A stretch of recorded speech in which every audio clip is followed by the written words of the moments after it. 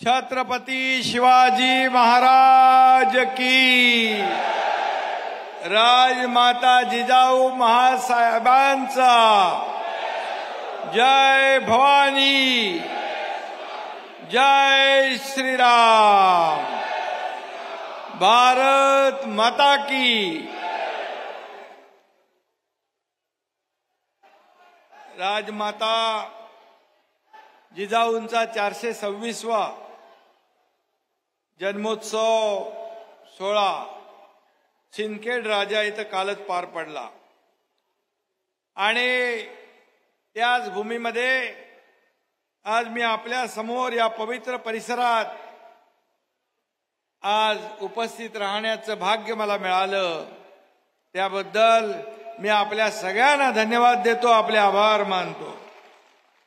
आजच्या या कार्यक्रमामध्ये उपस्थित आपले खासदार प्रतापराव जाधव, आमदार रायमुलकर, आमदार संजय गायकवाड, आपले शशिकांत खेडकर, संजय शिरसाट, चंद्रकांत पाटील, सर्व मान्यवर, सर्व उपस्थित जिल्हा प्रमुख, महिला आघाडी, युवा सेना आणि उपस्थित सर्व कार्यकर्ते, हा कार्यकर्ता शिवसंकल्प मेळावा आहे आणि मिशन 48 या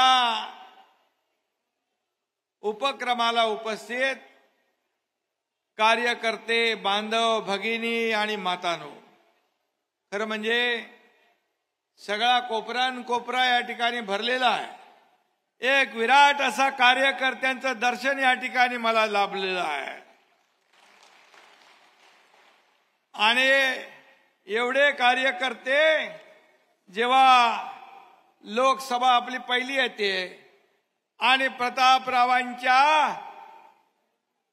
निवडणुकीमध्ये मतदारांसमोर हे रस्त्यावर एवढे कार्यकर्ते उतरले तर समोरच्याचं डिपॉझिट गुल झाल्याशिवाय राहणार नाही।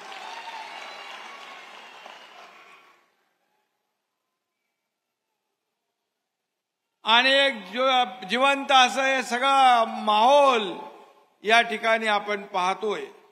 खरं म्हणजे आज आपण छत्रपतींच्या नावाचा शिवसंकल्प घेऊन आपण पुढे चाललेलो आहे आणि म्हणून आपलं मिशन 48 आहे आणि मिशन 48 आपण महायुती म्हणून राबवतोय। 6 तारखेपासून हे शिवसंकल्प अभियान आपलं सुरू झालं। शिरूर झालं, मावळ झालं, रत्नागिरी, सिंधुदुर्ग आणि हिंगोली नंतर आता बुलढाणा। प्रचंड असा उत्स्फूर्त प्रतिसाद या ठिकाणी लाभतोय आणि या जाहीर सभा नाही, ही कार्यकर्त्यांची सभा आहे, हे कार्यकर्त्यांचा मेळावा आहे आणि जेव्हा महायुतीचा जाहीर सभा होईल तेव्हा विरोधकांचं पानिपत झाल्याशिवाय राहणार नाही। आणि म्हणून खरं म्हणजे हा झंझावात जो आहे हा आपला अंतिम विजय प्राप्त होईपर्यंत असाच आपल्याला कायम ठेवायचा आहे। आणि म्हणून या मी म्हणालो होतो आपल्याला की आपली शिवसेना, खरी शिवसेना, शिवसेनेचं नाव आणि धनुष्यबाण आपल्याकडेच राहणार। बाळासाहेबांचे विचार घेऊन आपण पुढे चाललोय, तेही खरं झालं। आपल्या सर्व सहकारी आमदारांची आमदारकी सुद्धा कायम राहणार, हे देखील मी सभागृहात म्हटलं होतं, ते देखील कायम राहिलेलं आहे। आणि म्हणून आज शिवसंकल्प अभियान जे आहे हे अभियान आज आपण सगळीकडे घेऊन चाललोय। आज आपण छत्रपती शिवाजी महाराजांच्या आपण आदर्शाने हे राज्याचा कारभार करतोय। छत्रपती शिवाजी महाराजांचं नाव घ्यायचं आणि प्रत्यक्षात अफजल खानाप्रमाणे दगा फटका करण्याची वृत्ती आपली नाही, ती आपली दानत नाही।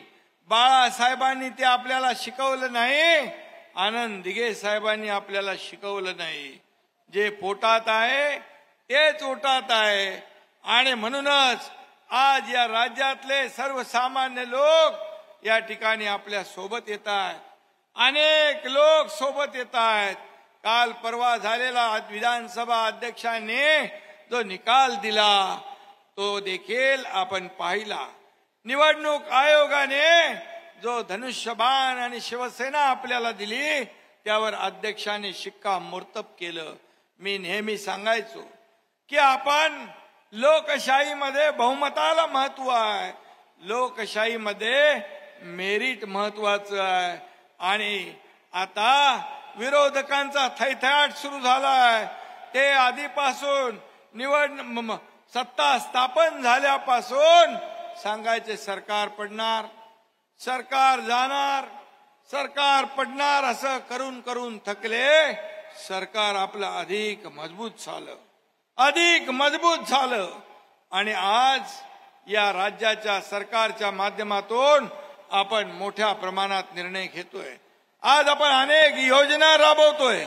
सर्वसामान्य शेतकऱ्यांना न्याय देण्याचं काम करतोय.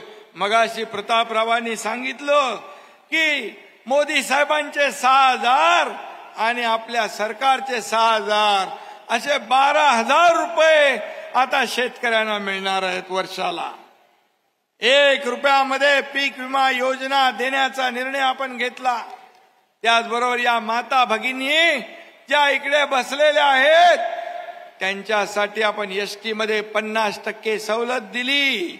एसटीचा प्रवास करताना सगळे लोक आता माता भगिनी म्हणतात मी अर्ध्या तिकिटामध्ये जाऊन बाजारहाट करून येते, अर्ध तिकीट झालं. या सगळ्या गोष्टी ज्या आहेत अनेक योजना आपण केल्या. काल मोदी साहेबांच्या शुभ हस्ते आपण पाहिलं की लेक लाडकी लखपती ही योजना आपण सुरू केली. या योजनेमध्ये मुलगी 18 वर्षाची होईपर्यंत 1 लाख रुपये तिच्या खात्यामध्ये जमा करण्याचा आपण निर्णय घेतला. मगाशी महिला बचत गटाचा प्रतापरावांनी खासदारांनी उल्लेख केला. महिला बचत गटाला देखील आपण मजबूत करतोय. CRP ना मानधन वाढवले. महिला बचत गटाचं 15,000चं 30,000 आपण केलंय. आणि आज 100 गाळे इथं जे दाखवले तुम्ही 100 गाळे हे महिला बचत गटाचे जे वस्तू आहेत त्यांना त्याचं ब्रँडिंग, त्याचं मार्केटिंग, त्याची विक्री करण्यासाठी देखील अशाच प्रकारचे गाळे संपूर्ण राज्यभरामध्ये आपण देणार आहोत. त्या ठिकाणी जिल्हाधिकाऱ्यांना सांगितलं, महापालिका आयुक्तांना आपण सांगितलं की तुम्ही ज्या ज्या ठिकाणी आपली मैदान आहेत या मैदानांमध्ये जसं एक्झिबिशन सेंटर आपण करतो तशाच प्रकारचं एक्झिबिशन सेंटर आपल्या माता भगिनींसाठी आपण करून द्यायचं आहे. आणि रोटेशन पद्धतीने महिला बचत गटांना आपल्या वस्तू विक्रीसाठी संधी प्राप्त करून द्यायची आहे. मी आपल्याला एकच सांगतो, काल मोदी साहेब आले होते. काल देखील 1 लाख महिला त्या कार्यक्रमाला उपस्थित होत्या. आम्ही गडचिरोलीमध्ये महिला सक्षमीकरणाचा कार्यक्रम घेतला. 40,000 महिला त्या ठिकाणी आल्या. आतापर्यंतच्या इतिहासामध्ये स्वातंत्र्यानंतर 75 वर्ष झाले गडचिरोली नक्षलवाद जिल्हा असताना त्या ठिकाणी एवढ्या मोठ्या संख्येने सर्वजण उपस्थित झाले. याचं कारण काय? याचं कारण शासन लोकाभिमुख निर्णय घेतोय. आज शासन आपल्या दारी या कार्यक्रम पण इकडे झाला ना आपला. शासन आपल्या दारी या कार्यक्रमाच्या माध्यमातून देखील 2,20,00,000 लोकांना लाभ झाला. 2,20,00,000 योजना होत्या, लाभ होते, परंतु त्याला चक्रा मारणं, खेटे घालणं, त्यामुळे तो लाभार्थी तो नाद सोडून देत होता. परंतु आपण थेट शासन आपल्या दारी, आपण घरी न बसता आम्ही आमच्या घरी तुम्ही तुमच्या घरी असं न करता शासन आपल्या दारी घेऊन आलो आम्ही आणि प्रत्येकाला एका छताखाली लाभ देण्याचा निर्णय आपल्या सरकारने घेतला. आणि म्हणून या ठिकाणी मी आपल्याला एवढंच सांगेन की आज आपल्याला मोठ्या प्रमाणावर शासनाचं काम लोकांपर्यंत पोचवायचं आहे. मग बूथ प्रमुख नेमायचे आहेत, शिवदूत नेमायचे आहेत. या ठिकाणी नेमणुका झाल्या असतील का हो खासदार? आणि आपल्याला जे काम आपण सरकारने केलंय हे काम सरकारचं लोकांपर्यंत पोचवायचं आहे. आणि जे आजपर्यंतच्या इतिहासामध्ये सिंचनाचे प्रकल्प झाले नव्हते ते सिंचनाचे प्रकल्प देखील आपण मोठ्या प्रमाणावर त्या ठिकाणी केलेत. मला वाटतं मगाशी आपले रायमुलकर म्हणाले ते आपला पेन टाकणीसाठी आपण 580 कोटी रुपयाचं मंजूर दिलेली आहे.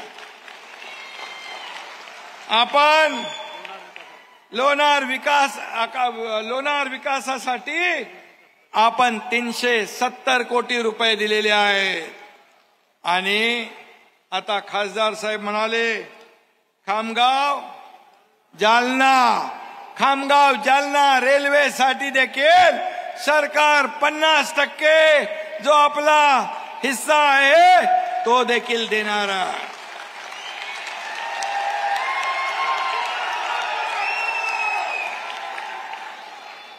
कारण हे सरकार कुणाचं आहे? हे सरकार तुमचं आहे. हे सरकार सर्वसामान्य माणसाचं आहे. आणि म्हणून ज्या मागण्या तुमच्या आहेत त्या पूर्ण करण्याचं सरकार काम करेल. मला एक सांगा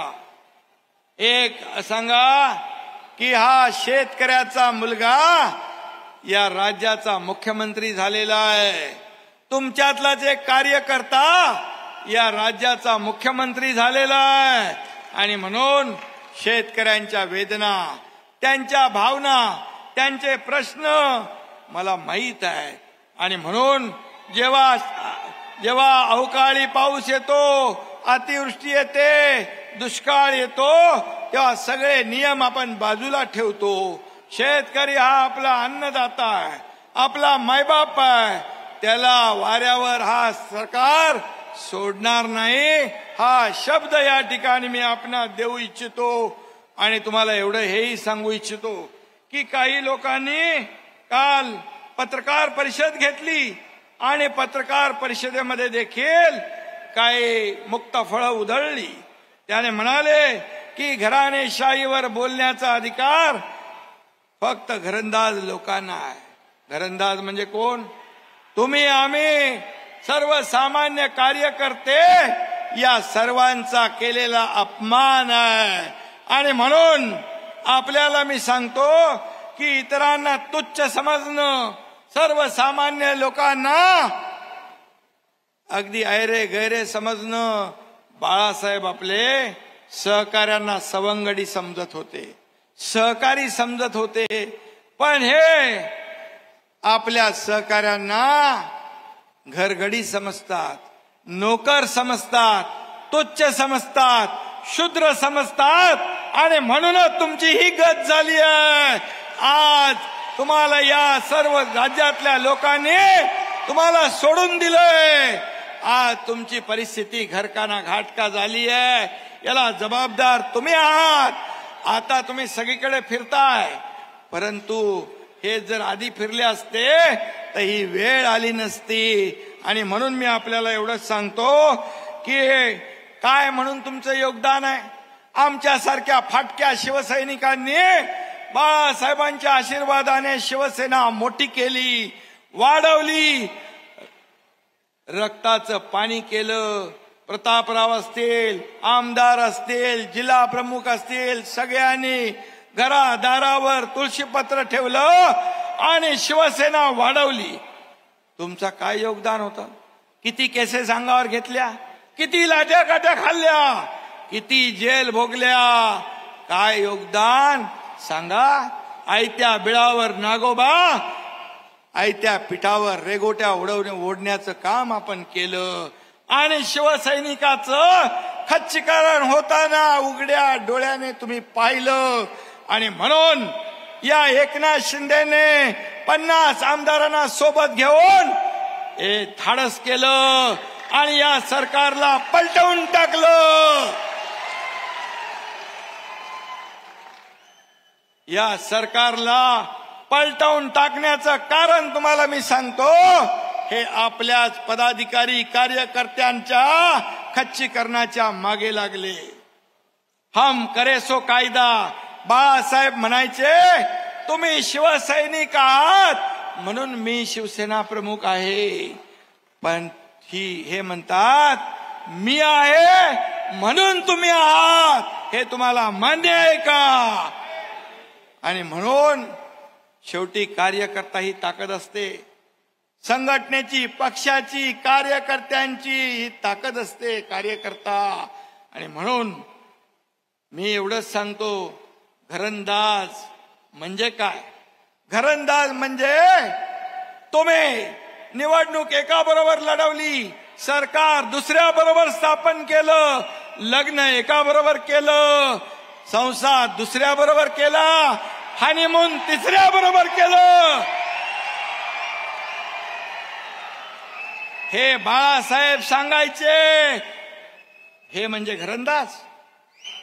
बाळासाहेब असते तर ज्या बाळासाहेबांनी काँग्रेसला गाडण्याची भाषा केली त्यांना तुम्ही डोक्यावर घेतलं. बाळासाहेब असते तर जोड्याने मारलं असतं की नाही? अरे तुम्ही खुर्चीसाठी, सत्तेसाठी बाळासाहेबांचे विचार विकले, भूमिका मोडली, त्याला तिलांजली दिली आणि सत्तेवर जाऊन बसलात आणि आपल्या सहकार्यांचा गळा घोटण्याचा प्रयत्न केला, त्यांचं खच्चीकरण करण्याचा प्रयत्न केला, त्यांच्यावर केसेस टाकण्याचा प्रयत्न केला. म्हणून बघा लोक सत्तेकडे जात असतात. पण हा तुमचा एकनाथ शिंदे सत्तेत मंत्री होता, माझ्याबरोबर 8 मंत्री होते, ते सत्तेवर लात मारून पाय उतार झाले. पुढे काय होणार आहे हे कुणालाही माहित नव्हतं. आणि आज तेच काँग्रेस या अयोध्याच्या राम मंदिराच्या विरोधात बोलतायत. हा तमाम राम भक्तांचा अपमान आहे. आणि म्हणून हे आपले माजी मुख्यमंत्री आणि उद्ध्वस्त झालेले तुम्ही त्यांच्या मांडीवर मांडीला मांडी लावून बसता. जो राम का नहीं वो किसी काम का नहीं. ज्या करोडो राम भक्तांचं स्वप्न हिंदू हृदय सम्राट बाळासाहेब ठाकरे यांचं स्वप्न, बाळासाहेब म्हणायचे मला एक दिवस प्रधानमंत्री करा, मी अयोध्येमध्ये राम मंदिर बांधतो आणि दुसरं काम काश्मीर मधलं 370 कलम हटवतो. सांगा मला, बाळासाहेबांचं स्वप्न मोदी साहेबांनी पूर्ण केलं, मंदिरही बनवलं आणि त्याचं उद्घाटनही होतंय. हे टिंगल करायचे मंदिर वही बनाएंगे, तारीख नहीं बताएंगे, पण मोदीजींनी मंदिरही बांधलं, तारीखही सांगितली. 22 तारखेला याचा जल्लोष होतोय, पूर्ण जल्लोष देशभरामध्ये राम मंदिराचं लोकार्पण होतंय. आणि तुम्ही मोदीजींवर टीका करता. मोदीजींवर टीका करायची तुमची पात्रता आहे. मोदीजींनी 10 वर्षामध्ये या देशाचा चेहरा मोहरा बदली केला, या माय भगिनींना जगण्याचा अधिकार दिला, अनेक योजना केल्या आणि या देशाला महासत्तेकडे घेऊन चालले आणि अर्थव्यवस्था बदलली. 10व्या नंबरवरून 5व्या नंबरला आणले. या देशाचा चेहरा मोहरा बदलला. आणि पंतप्रधान मला सांगा, एक दिवस तरी त्यांनी सुट्टी घेतली आहे? एक दिवस तरी सांगा. आणि सण उत्सव आपल्या सीमेवर लष्कराच्या जवानाबरोबर जो प्रधानमंत्री करतात त्यांच्यावर आपण टीका करता? अरे त्यांच्या नखाची सर तरी तुम्हाला येणार नाही. तुम्ही अडीच वर्ष घर बसेपणा केला. घरातून सरकार चालवता येत नाही हे पवार साहेबांनी पुस्तकातून सांगितलंय, तुमच्याच आघाडीच्या नेत्यांनी सांगितलंय. आणि मोदीजी पायाला भिंगरी लावून जगभरात देशाचं नाव मोठं करतात, त्यांच्यावर तुम्ही टीका करता? तुम्हाला एकच सांगतो, येणाऱ्या निवडणुकीमध्ये जनता तुम्हाला तुमची जागा दाखवेलच. कारण आज गेल्या 4 राज्यामध्ये काय परिस्थिती झाली आपण पाहिलेलं आहे.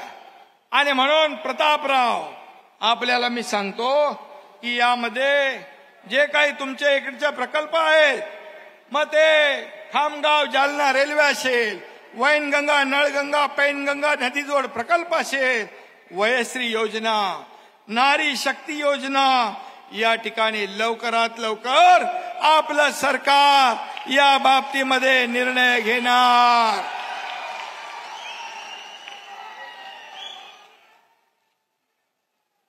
आणि म्हणून मी आपल्याला, चला इकडे आली चिठ्ठी हेलिकॉप्टर उडले म्हणून, आणि म्हणून मी एवढंच सांगतो तुम्हाला सगळ्यांना, एक सर्वसामान्य शेतकरी कुटुंबातला शेतकऱ्याचा मुलगा मुख्यमंत्री होऊ शकत नाही का?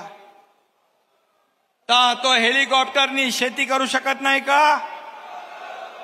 हेलिकॉप्टरनी फोटो काढण्यापेक्षा शेती करणं केव्हाही चांगलं नाही का?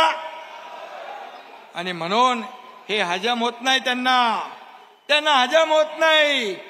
त्यांनी त्यांच्या चिरंजीव आमदारासाठी 2-2 आमदारांचे बळी दिले. तसा एकनाथ शिंदे कधी करणार नाही. एकनाथ शिंदे हा तुमच्यातला कार्यकर्ता आहे, हा जमिनीवरचा कार्यकर्ता आहे. आणि माझ्या आयुष्यामधला एक एक क्षण, माझ्या शरीरातला प्रत्येक थेंब या महाराष्ट्राच्या प्रगतीसाठी, उन्नतीसाठी खर्च करेल एवढा शब्द आपल्याला देतो. आणि प्रतापराव तुम्हाला धन्यवाद, सगळ्या आमदारांना धन्यवाद, सगळ्या माता भगिनींना धन्यवाद, माझ्या बांधवांना, तरुणांना, युवकांना, सगळ्यांना धन्यवाद. जय हिंद, जय महाराष्ट्र, जय श्रीराम, जय जय श्रीराम. हॅलो. लोकशाही मराठी ऐका, पहा, जागरूक रहा.